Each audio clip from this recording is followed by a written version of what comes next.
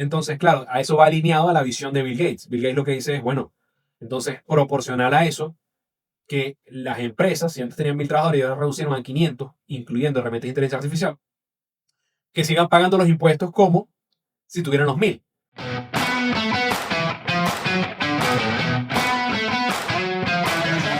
Sean bienvenidos nuevamente a su podcast favorito, su podcast semanal, Sapiens versus Tech.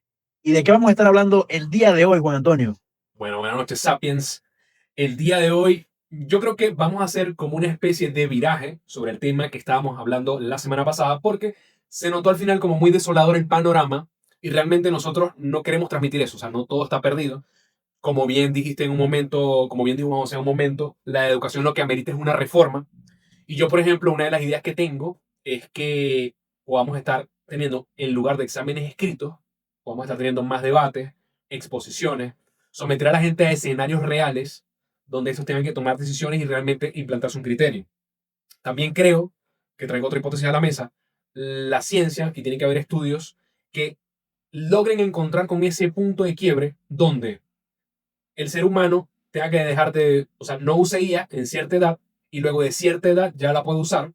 Hay para encontrar esa edad buena donde no nos hagan menos productivos, no nos hagan menos competitivos, pero tampoco como que demasiado temprano para que tampoco nos idiotice, ¿no? Por decir una palabra cruda. Creo que esos dos matices. Y además, la inteligencia artificial nos permite, en base a su poder de cómputo, tener una educación súper personalizada. Es decir, que cada uno se pudiera crear su propio curso, que cada uno puede estudiar por su cuenta y obtener muchísimos conocimientos. Hace poco vi una producto que está sacando Platzi, un canal que seguimos bastante nosotros, y ellos tienen ahora una plataforma donde los usuarios se pueden crear cursos completos sobre una temática en particular. Entonces, eso me parece brutal. Yo creo que así como hablamos en un momento de las series, de que podemos crear películas, capítulos con inteligencia artificial, que eso ya viene, está a la vuelta de la esquina, también vamos a ver que podemos crear cursos. Es decir, que nuestro aprendizaje puede ser personalizado a las necesidades de cada uno, a los gustos, a lo que nos interesa a cada uno, adaptar eso, ese algoritmo que a veces parece perverso para tenernos simplemente enganchados, utilizar en lugar de eso para que nos tenga enganchados hacia aprender el conocimiento. Qué bonito sería poner esa tecnología al servicio más bien del aprendizaje y del conocimiento. Esas son mis tres bombas para empezar el podcast de hoy. Están brutales. Y fíjate que eh, incluso cada una da para un video propio. Pero me voy a ir por la tangente que me estás dejando de la creación de cursos propios. Me voy a ir por ese camino. Y fíjate que te quiero compartir, y a toda nuestra audiencia, fíjate que yo trabajo ciertamente como consultor en temas de ciberseguridad y todo este asunto, pero también soy profesor a nivel técnico para enseñanza de certificaciones y todo eso. Y en ocasiones se dan oportunidades muy puntuales, no son todo el tiempo, de enseñar cursos puntuales o hacer una suerte de coaching sobre la temática. No es común, pero suele suceder. Y se me dio la oportunidad de, de hace poco tiempo hacer este coaching con un alumno de bachillerato. ¿Y por qué te lo menciono? Porque está trabajando en una serie de olimpiadas de ciberseguridad donde participan diversos países del mundo. Esto yo no lo conocía y me parece muy interesante mencionarlo para que más personas conozcan de este tipo de competencias. Pero ¿a dónde voy? ¿Por qué te estoy mencionando todo? Y es que este perfil, esta persona con la que estoy trabajando, desarrolló herramientas de inteligencia artificial completamente autodidacta, importante, bachillerato es importante, para poder desarrollar robots y para poder desarrollar herramientas para poder identificar enfermedades con un alto porcentaje de, de certeza. Entonces, me parece muy interesante mencionarlo dentro de lo que estás comentando de los cursos que podemos desarrollar con inteligencia artificial, porque cuando, digamos, conoces tanta gente, te das cuenta de que hay perfiles tan distintos y que más que un tema de la falta o de la ausencia de herramientas, nos encontramos con un tema de ausencia de lo que sería, ¿cuál sería la palabra?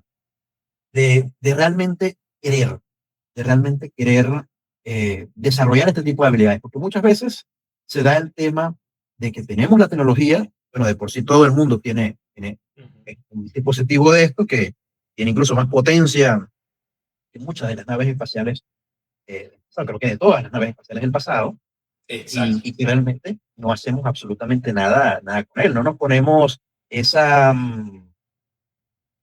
digamos, no nos ponemos esa meta de querer realmente utilizarlo para potenciar X o Y habilidad. Y creo que la cosa va por ahí, porque viendo algunos artículos, por ejemplo, enfocados en el tema de la educación superior, empleando técnicas de inteligencia artificial, nos encontramos con que el futuro parece ser el tema de la personalización, como tú bien lo indicas.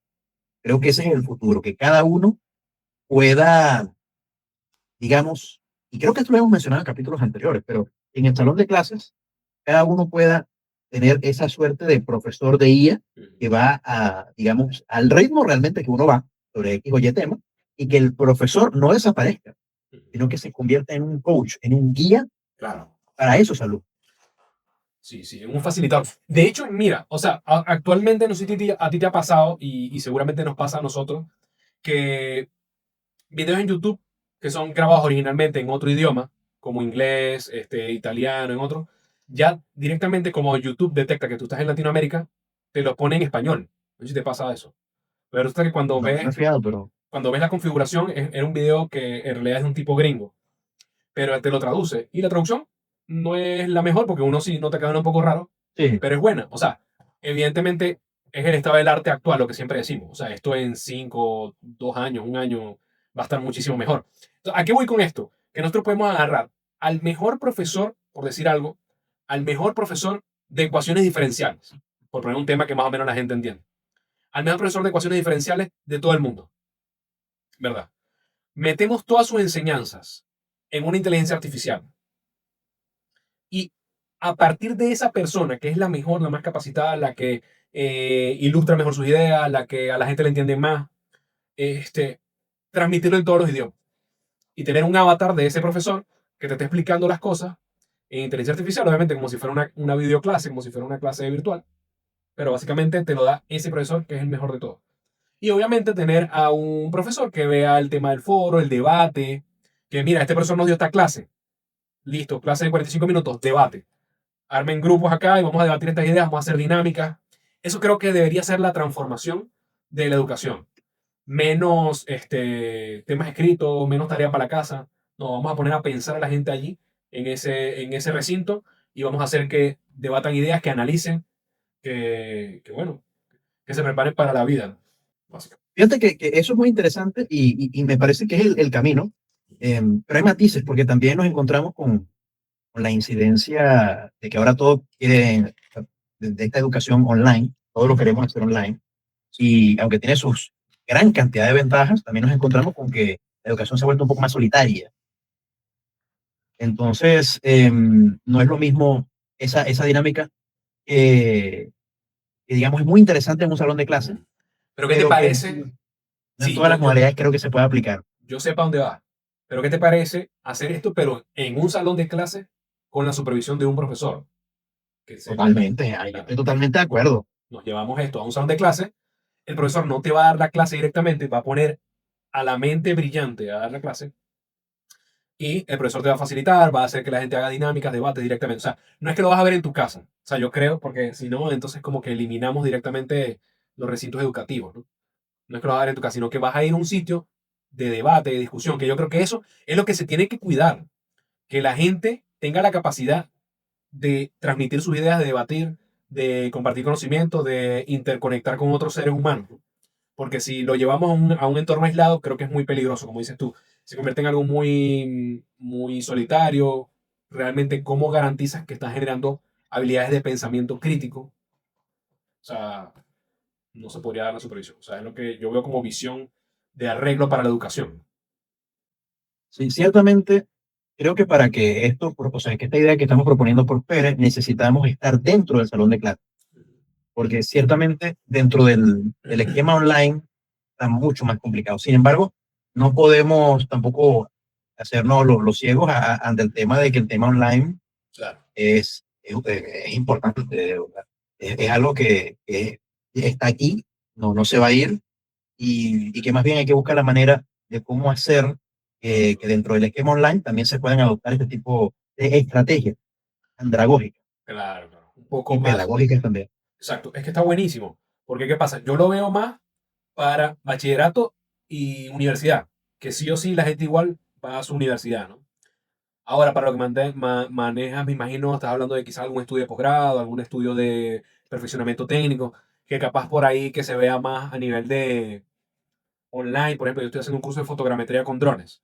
Entonces, bueno, o sea, cursos que te venden así, yo veo las clases grabadas y tal. O sea, pero digamos, ya yo tengo 35 años, tengo un pensamiento crítico desarrollado, ya pasé por la educación universitaria, sé lo que necesito como curso para ir haciendo más, tener una mayor capacitación en mi trabajo, etcétera. Entonces yo veo ese curso con la idea de ver cuál es el aprendizaje nuevo, ¿no? Que voy a obtener ahí.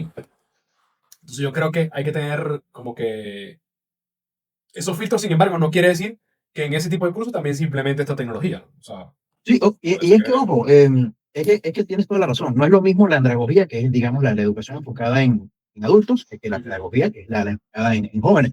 ujú, Sin embargo, hay colegios que también están adoptando este tipo de enfoques, o no son todos, lo más común siempre va a ser, por el momento, por lo menos, es la educación in situ, pero sí hay algunos que están empezando a adoptar ciertas estrategias de educación online.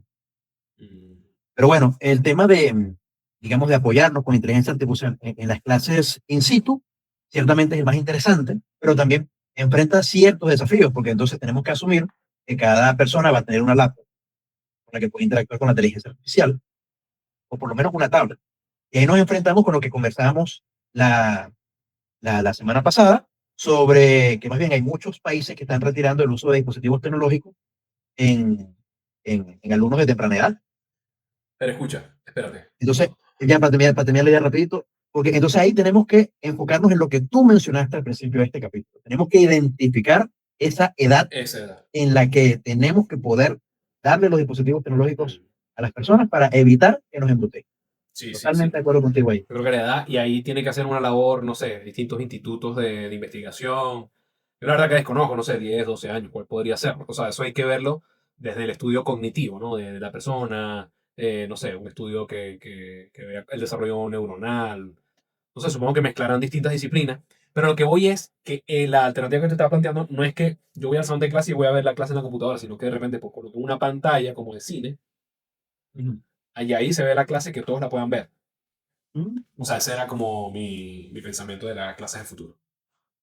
También está interesante. De por sí, ya hay muchos colegios que están utilizando pantallas inteligentes, prácticamente Ujú. una cantidad inmensa. Entonces, mira, no es un, hay que estudiarlo Exacto. para ver cómo cambiaría la dinámica, ciertamente. Pero mira, es una idea que es menester abordarla y estudiarla. Así es, así es. Sobre todo sabiendo que hay mucho, o sea, la educación tiene que hacerse muy práctica, que eso es lo que me parece más importante. Tiene que ser algo dinámico, práctico, porque el problema es que también la vida útil de lo que aprendemos se está haciendo cada vez más corta. Eso sí, hay que tenerlo claro. No, no desanimarse mucho, no desanimarse por eso, sino ir desarrollando la capacidad de interconectar conocimiento y irme moviendo conforme el entorno me lo pide, ¿no? Ya, por ejemplo, siguen las noticias de despido en todas las empresas tecnológicas, siguen las empresas que están sustituyendo a empleados con inteligencia artificial. Es una realidad que tenemos, donde posiblemente a la vuelta de un año ya tengamos un porcentaje significativo menos de empleados.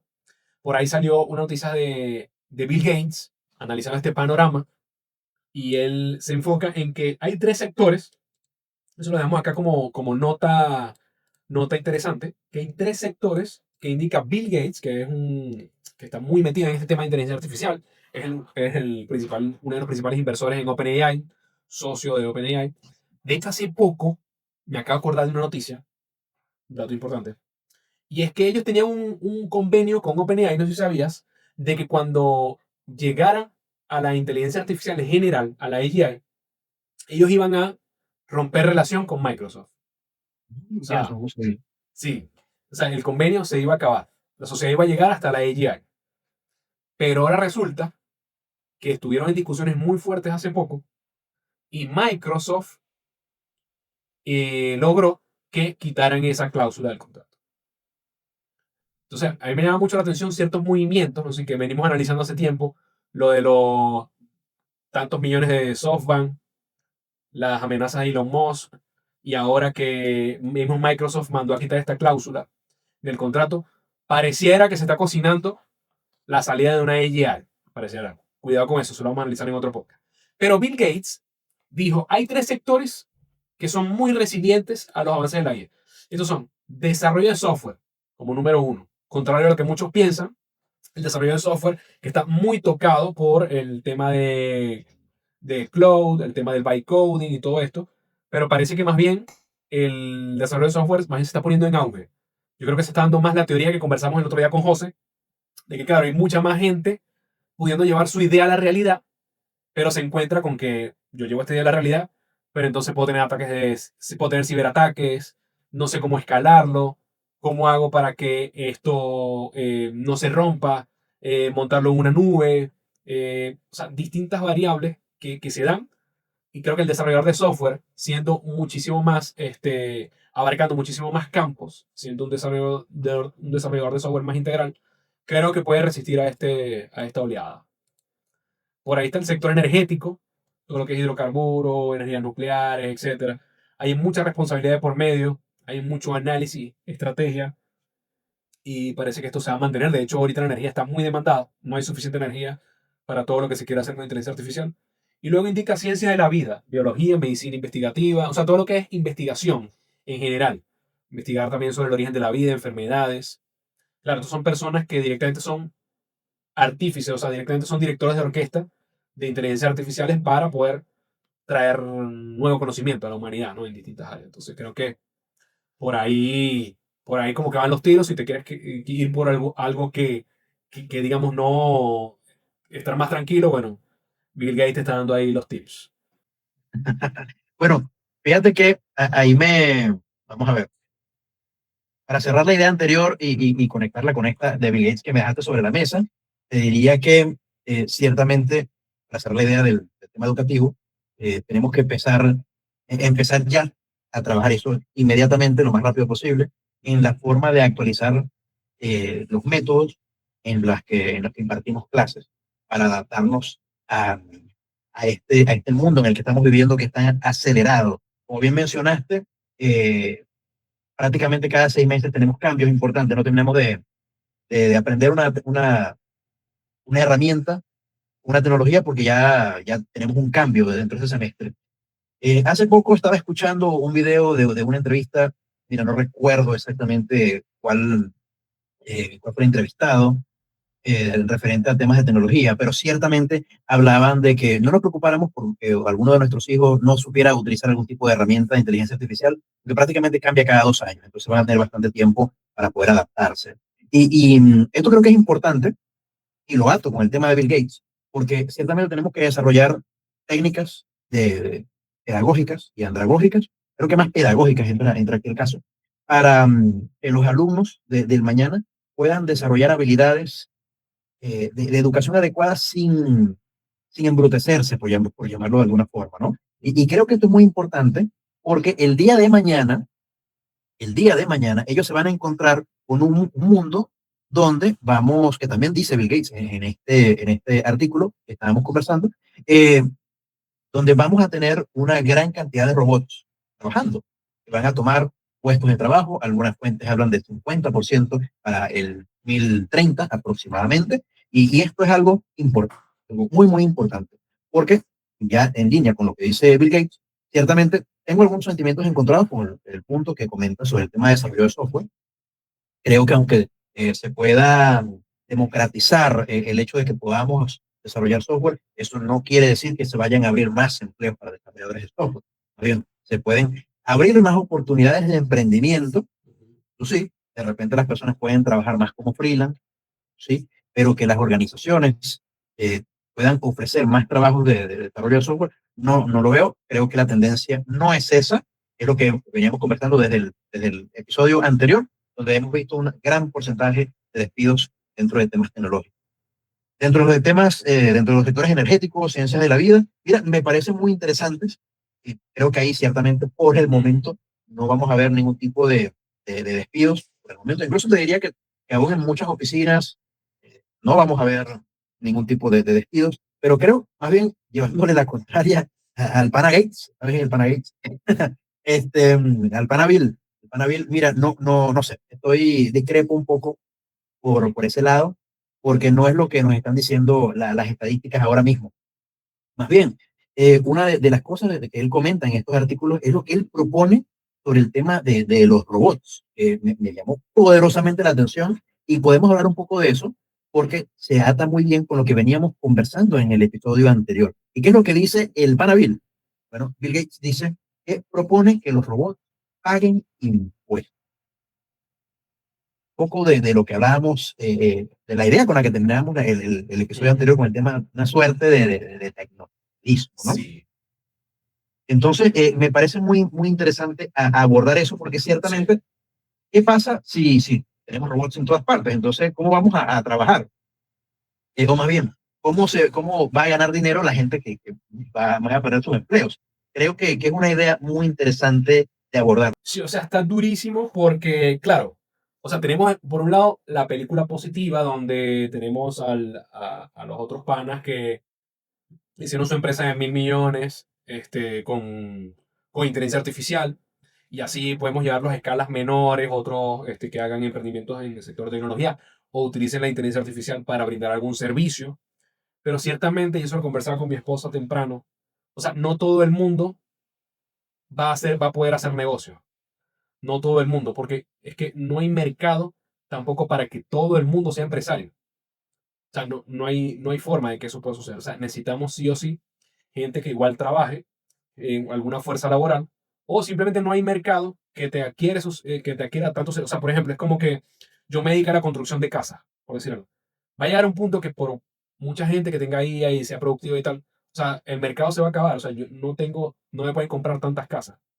Entonces, como que hay muchos negocios que igual hay un mercado límite, puede haber mucha competencia, eso puede inclusive afectar la rentabilidad de los negocios. O sea, hay límites para todo mercado. Entonces, eso es muy importante tener en cuenta. ¿Y qué nos lleva a eso? Que va a haber gente sí o sí desempleada. Va a haber personas que de alguna manera hay que ampararlas, o sea, el Estado tiene que buscar la manera de ampararlas y eso te lleva a un aumento del gasto público. O sea, todo se va hilando. Entonces, ¿qué pasa con estas empresas que antes, o sea, tú tienes un gasto público más elevado porque tienes desempleo? Pero ¿qué pasa con estas empresas que antes tenían, por decir, en 1.000 trabajadores? Estos trabajadores pagaban impuestos, tributaban porque trabajaban, tenían una vida laboral activa, y ahora se te van 500 a la bancarrota, al desempleo. Estos trabajadores no van a tributar, no van a contribuir con fondos de pensión ni nada por el estilo, y aparte de eso, vas a tener un gasto público mayor y vas a tener menos entrada de tributo. Entonces, claro, a eso va alineado a la visión de Bill Gates. Bill Gates lo que dice es, bueno, entonces, proporcional a eso, que las empresas, si antes tenían 1.000 trabajadores y ahora reducieron a 500, incluyendo herramientas de inteligencia artificial, que sigan pagando los impuestos como si tuvieran los 1.000. Y por eso es que muchos lo toman como que los robots están pagando impuestos, porque son los robots los que están trabajando en realidad, pero las empresas siguen pagando impuestos como si tuviesen trabajadores. Es una idea interesante, pero es muy difícil de llevar a la práctica. Yo la veo como una idea de esto que conversamos el otro día sobre el tema de las élites y tal. Y justamente todo se liga, es que increíble. El tema de las élites, ¿por qué? Porque claro, Bill Gates está en la cúspide de la inteligencia artificial. Entonces, ¿qué es lo que les interesa a las personas que están en esa cúspide? Barreras de entrada. Entonces ahora yo pongo las barreras para que la gente no pueda entrar. Entonces yo le pongo esa barrera a las empresas nuevas de decirte, no, ahora si tú utilizas inteligencia artificial o robots que reemplacen personas, vas a pagar más impuestos o va a tener una carga impositiva por uso de tecnología, qué sé yo. Entonces prácticamente como de que le mete un poco el palo a las ruedas, ¿no? También esos negocios. Entonces lo veo como complicado de llevar a la práctica. La verdad que ahí habría que analizar bien qué solución alternativa le podemos dar, porque al final las empresas pueden decir, no, o sea, yo no estoy contratando IA, o sea, ¿cómo controlamos eso? Sí, es que ciertamente la idea tiene potencial, pero desde una perspectiva, claro, es una idea que él dice digamos, en vivo, en el momento, Claro, y que caliente. si después no se, exactamente, si después nos sentamos a detallarla, ciertamente hay cosas digamos, que deben mejorarse para poder tener una suerte de implementación práctica, porque ciertamente, o sea, el gobierno debe poder gestionar el tema del desplazamiento de la gente. Es decir, el gobierno tarde o temprano también va a adoptar este tipo de herramientas, no solamente la parte privada. Entonces, ¿cómo va a ser tanto tanto las empresas privadas, los departamentos de recursos humanos, para poder despedir a toda esta gente, y también el gobierno, y entonces también nos metemos en el tema fiscal, el tema tributario? ¿Cómo se va a poder manejar todo esto? El gobierno no puede permitirse dejar de perder toda esa cantidad de impuestos, y también la gente necesita trabajar para poder subsistir y para darle un sentido a su vida. Entonces, nos encontramos con una serie de temas que ciertamente son extremadamente complejos, pero que deben hablarse ahora, que no podemos Sí, esperar a que la gente ya sea despedida, que sustituyamos el exacto. 50, 60% de la planta para empezar entonces a debatir cómo es que vamos a hacer con esta gente. Mira, sinceramente no puedo decir cómo mejorar la idea desde una perspectiva fiscal. Realmente no tengo el know-how para hacerlo, pero ciertamente se tiene que buscar una solución y o sea, no puede pasar por decir, bueno, yo antes tenía 1,000 empleados y ahora sustituí la mitad y tengo que seguir pagando impuestos por eso que tenía. No puede ser así. Tiene que haber Claro que un no. mecanismo. No Sí, habría, tiene que no ser un habrían mecanismo. incentivos para que, o sea, estás penalizando la productividad, básicamente. O sea, no habría incentivos Sí, para una de producción. es que ni siquiera estás penalizando la productividad, sino que estás penalizando un número hipotético de personas que deberías tener para generar esa productividad. Más Exacto. bien, hay que realmente poner el ojo quizás a la productividad por sector, quizás una idea, y en función de eso, identificar qué tipo de impuestos se debe pagar. Porque ciertamente el tributo debe mantenerse para que el Estado siga vivo. Y también, ojo, sí. ¿Qué pasa si llevamos esta idea al extremo? Ujú. ¿Qué pasa si el 100% de No, la plantilla es sustituida por inteligencia artificial? se ¿Qué queda puede tipo, suceder? claro. Porque tenemos El el caso ejemplo ya. de Sí. Matthew, que montó su empresa de $1,000,000 y tenemos ese caso. Okay. ¿Qué pasa si el 99,99999% de la gente del país deja de trabajar? ¿Qué sucede ahí? ¿Cómo subsiste esa gente? Sí, eso está totalmente, o sea, imposible de manejar. O sea, creo que tiene que ser algo. Y lo peor es que uno quisiera que fuese gradual, pero la verdad es que no lo va a hacer. Bueno, las cifras que estamos viendo son alarmantes. O sea, Si ya para el 2030 hay estadísticas que dicen que el 50% de las plantillas ya van a ser sustituidas por robots, entonces ¿en cuánto tiempo vamos a tener a esos robots en todas partes? Porque incluso ahora mismo, el día de hoy, podemos decir que los agentes de IA no se pueden meter con trabajos, digamos, manuales, pero eventualmente vamos a encontrar quizás robots en el campo. sí, totalmente. Sí, sí, Entonces, por ahí de repente que los carpinteros, que la gente que tal se siente tranquilo ahorita, pero ya va sí, por aunque, ustedes. ojo, no veo un robot haciendo zapatos realmente. Creo que esos trabajos de artesanos creo que no van a sustituir. Pero Bueno, ciertamente trabajos más sencillos, un poco más simples, creo que sí van a ser sustituidos de aquí a unos 20 años. sí, yo aquí veo dos opciones muy radicales. Sí, nos vamos a lo radical. O agarramos como humanidad y decimos, la IA es un peligro para la humanidad y desconectamos todo eso y dejamos a un lado el tema de la inteligencia artificial y seguimos adelante con nuestras vidas como veníamos haciendo. Que, ojo, o sea, si nos ponemos en igualdad de competencia y esto se da realmente, no lo vería mal, pero ya no creo que suceda porque hay muchos intereses económicos allí involucrados, o sea, sería casi imposible. Y lo otro es, me voy al otro extremo, acelero todos los avances de inteligencia artificial con miras a lograr que el costo de producción, por lo menos de la cesta básica y de los servicios esenciales, tienda prácticamente a cero, tal que el gobierno se los pueda proveer a las personas que no trabajen. No sé si me voy dejando entender. Y tú, si tú no trabajas, puedes tener garantizado la subsistencia. Servicios básicos, cesta básica, y ya en la medida de que tú vayas desarrollando habilidades, te metas en los sectores productivos de alguna manera, bueno, ahí tú puedes ir escalando de ingresos, pero no te morirías de hambre, básicamente, ¿no? O sea, tendrías los servicios básicos garantizados. Pero fíjate que entonces ahí estamos cayendo en un tema de tecnosocialismo, que fue un poco lo que estábamos conversando en el tema anterior. Sí. Y ojo, hay ya libros escritos al respecto. Para este capítulo estaba buscando un resumen del libro que se llama El gran sueño de China, Tecnosocialismo y Capitalismo de Estado, del Wow. autor Claudia Rives. Y ella define el tecnosocialismo, y te leo, como la explotación de nuevas tecnologías para mejorar el funcionamiento social mediante un círculo virtuoso entre el Estado y los agentes del mercado. Exactamente lo que tú acabas de describir.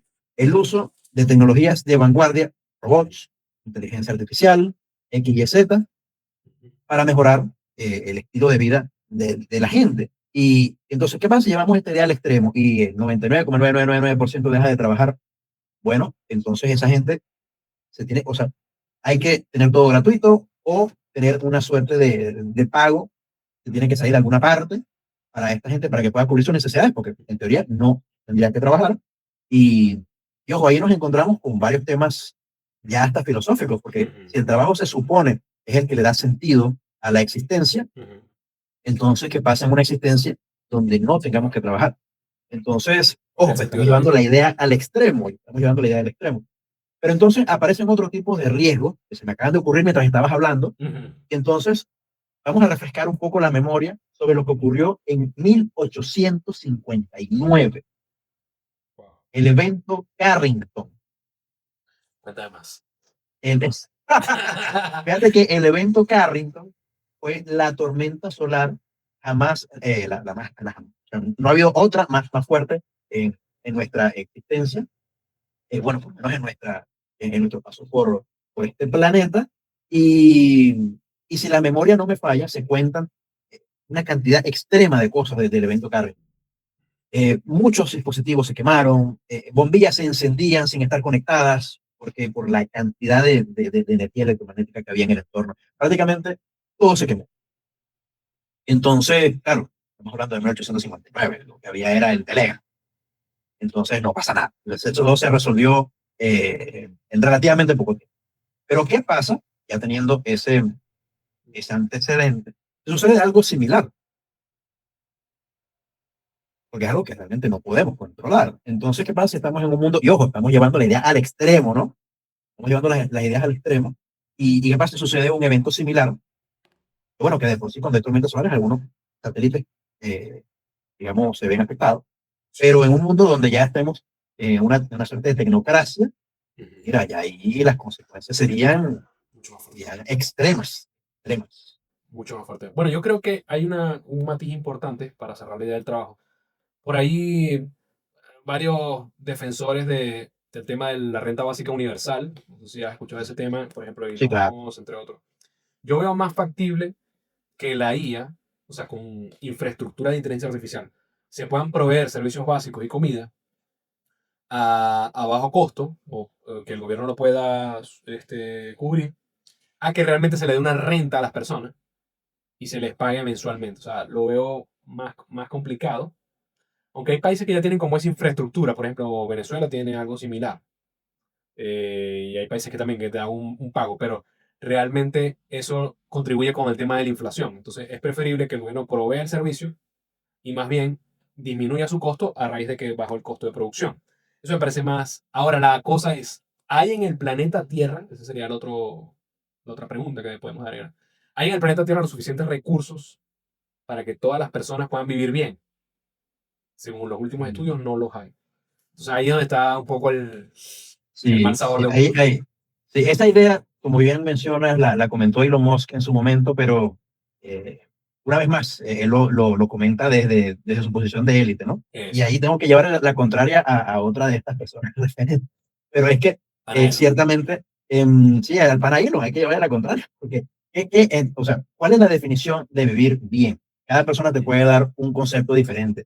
Una persona que tiene dos hijos no es lo mismo a una pareja que no tenga hijos. Y de por sí, dos personas digamos, en igualdad de condiciones, dos parejas sin hijos incluso, se pueden definir vivir bien de forma totalmente diferente. Entonces, ese tipo de esquemas donde le vas a pagar lo mismo a todos es completamente injusto. Es completamente injusto y por eso estoy en contra de la renta básica universal. Aunque hubiesen los medios, que no los hay, pero aunque los hubiese para poder cubrir esa renta básica universal, es totalmente injusto poderlo aplicar. Entonces, desde mi perspectiva, se necesita buscar otro tipo de soluciones ante, digamos, ante ese escenario extremo donde más del 95% de la gente ya deje de trabajar. Exacto, exacto. Y ojo que, como tú dices, o sea, por eso yo soy más de la idea de que con una infraestructura se puedan proveer de servicios básicos y de comida. Sin embargo, esto por ejemplo, si yo era un empleado que ganaba bien, tenía 2 carros, qué sé yo, tenía como que una vida muy cómoda, me quedo sin empleo y me reduzco a tener acceso a mis servicios básicos y tener acceso a mi alimentación para no morir, para estar bien, tener acceso a salud, exacto, todo. Pero ya no tengo las comodidades que tenía, obviamente yo voy a ver que mi calidad de vida disminuyó. Y eso hay un grupo importante de gente que seguramente va a pasar por este trance, pero es lo único que yo veo un poco más viable. Y a lo largo de la historia ha sido más o menos así, con cada revolución que se ha dado a nivel tecnológico. Por ejemplo, ahora tenemos prácticamente, es muy raro una persona que no tenga acceso a Internet. Ya inclusive se está viendo Wi-Fi como que en todas partes. O anteriormente era difícil que una persona pudiera tener agua potable. Anteriormente era difícil que se pudieran tener electricidad o este tipo de cosas. O sea, eran casi que eh, grupos muy puntuales que tenían estas comodidades y ahora se ve como toda la sociedad prácticamente goza de eso. O sea, como que al final la sociedad va en incremento de sus comodidades y no me parecería descabellado que a la larga con la inteligencia artificial podamos afianzar más eso a nivel de servicio. Ahora, lo que tú dices de que en una sociedad donde lleguemos a eso, una sociedad ya que básicamente sea tecnocrática, porque básicamente sería como una especie de socialismo o una especie de, no sabríamos si el gobierno sería de inteligencia artificial o sería de personas, ¿no? En ese tipo de gobierno, pero dependeríamos mucho de la tecnología justamente porque la tecnología nos estaría proveyendo los servicios básicos y tendríamos una población vulnerable a alguna catástrofe como esta que mencionas. Evidentemente ahí hay que dejarlo en manos de la ciencia. Por eso es que las carreras de la ciencia no pueden morir, porque las carreras de la ciencia son las que van a encontrar la manera de, no sé, aprovechar esa energía, de buscar una protección para ese tiempo, de tener un monitoreo que pueda predecir un poco más el tema de las tormentas solares, o tener planes de contingencia que nos permitan sobreponer. De hecho, no sé si sabías que hay una contingencia que es que el tema de semillas o ciertos especímenes de frutas y verduras, En la Antártida, ¿no? También en la Antártida. hay varios, hay varios. Hay depósitos regados por el mundo. Por ejemplo, acá en Perú está el de papas. Acá se encuentra la protección última de todas las variantes de papa del mundo y la tienen protegida. En caso de una catástrofe mundial, entonces acá se podría reponer con eso todas las papas otra vez nuevamente. Y hay países en que tendrán, no sé, todos los tomates, las variantes de manzana. En Antártida seguro hay algún tema por allí. Sí, creo que, Existe. no recuerdo si era en la Antártida que tenía el tema de todas las plantas, de la semilla de las plantas o algo así. Mm. Me agarraste fuera de base con eso. Pero, Pero así y más, ¿no? Por ejemplo, el otro día conversamos con Armando y nos decía, yo me llevaría un planeta nuevo a un botánico, a un geofísico y a un civil, algo así creo que fue que nos dijo. El botánico me parece importantísimo porque desarrollar el conocimiento que te permita, no sé, en cualquier parte, no sé, tener como que las personas tengan de repente unas semillas o algo que lo echen en la tierra y ya germine, florezca. O sea, tecnología debe, como la corporación cápsula, algo así, algo así. tener la comida en cápsulas o algo así por el estilo.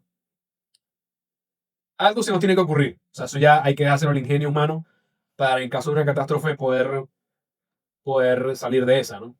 Pero Sí, evidentemente nos impactaría mucho más. O sea, si no hay las medidas, sería una catástrofe muy importante.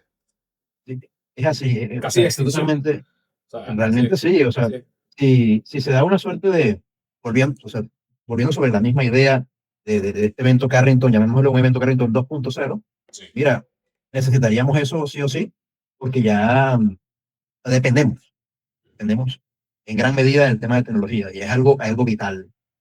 Sin embargo, atando esto con lo que estábamos conversando del tema de, bueno, que me dejaste tantas ideas sobre la mesa, pero fíjate que estaba buscando estadísticas sobre el tema del acceso a Internet y rápidamente encontré un portal de Conversation que nos indica en un artículo, obviamente lo estoy leyendo aquí en caliente, no lo he leído completo, pero nos dice que los países ricos tienen acceso, un 93%, a Internet, mientras que la cifra se reduce a 27% en los países pobres.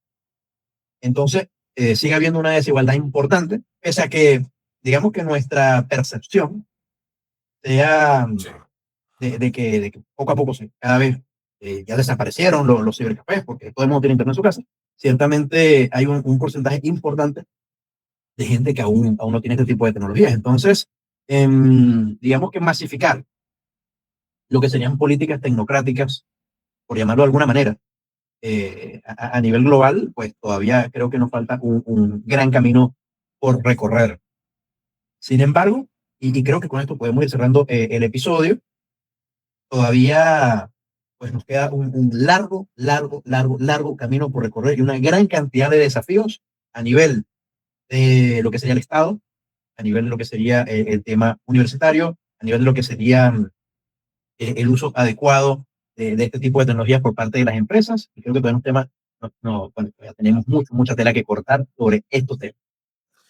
Sí, indudablemente, indudablemente. Y de verdad que si alguien tiene la respuesta a alguna de estas preguntas, se le ha ocurrido, lo ha conversado con su chat GPT, etcétera, nos gustaría muchísimo que nos pudiera dar su Déjenlo en los versión. comentarios. Claro que sí, que nos participe en ello.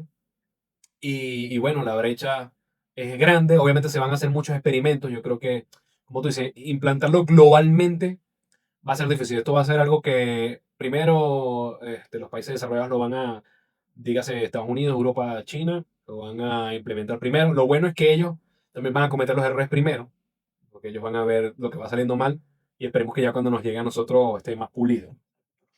Sí, ya Así estoy de acuerdo que, contigo. bueno, Bueno, Sapiens. Sapiens, gracias por acompañarnos en este episodio de esta semana. Déjenos en los comentarios lo que piensan sobre todas estas ideas que quedaron sobre la mesa y próximamente estaremos conversando, desarrollando muchas más de estas ideas que quedaron sobre la mesa. Y Juan último Antonio, detalle, estamos grabando esta sesión con una herramienta que se llama Read AI, ¿correcto? ajá, Herramienta nueva que nos va a permitir dejarles en la descripción un enlace con el resumen para que ustedes puedan llevarse unas notas rápidas con los tips más importantes, los datos que les dimos, los artículos que mencionamos y, bueno, las frases que más les gustaron del episodio. Así que en la descripción van a tener ese enlace para que lo disfruten. Cuídense, sapiens. hasta luego, Sapiens.